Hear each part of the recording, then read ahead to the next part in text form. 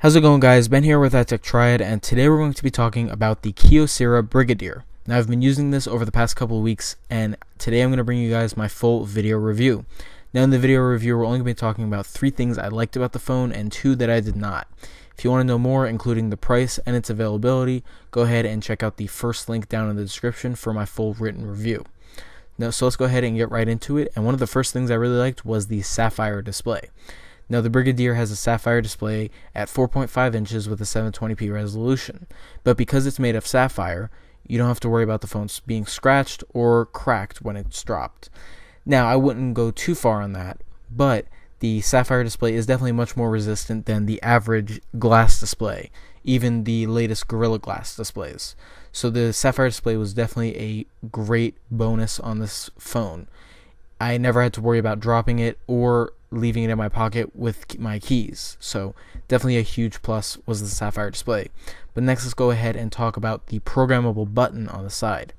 Now, this big red button on the side gives you quick access when the phone is asleep or even when it's awake to basically whatever you want. You can set it to open any app you want. You can set it to do a few different actions. My favorite was the flashlight. You could long press the button when the phone was asleep and it would open up the flashlight, and then once the flashlight app was open, you could toggle the flashlight on and off. So that was definitely a huge plus, and I really enjoyed it. Now, the last thing that I really liked about this phone was the water resistance. It has an IP68 rating, which means that the phone can handle some water. Now, I wouldn't recommend taking it with you to the beach and going in the ocean with it, but if you want to take it in the pool real quick, or if you are someone who's near water a lot, you can do that. I just wouldn't take it too far. It's not waterproof, it's water resistant.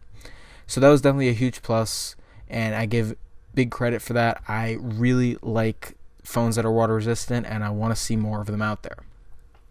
But next, let's go ahead and talk about 2 things I didn't like. Firstly, the camera. Now, the camera on this phone is an 8 megapixel shooter, and it's just not very good at all.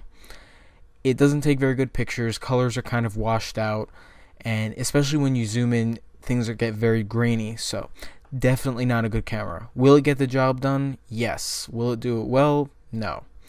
So let's go ahead and talk about the next thing, and that is the software. Now, software on rugged phones always feels old and out of date. A lot of times that's because it is old and out of date. But on the Brigadier, we're looking at Android 4.4.2, and it still looks old and out of date.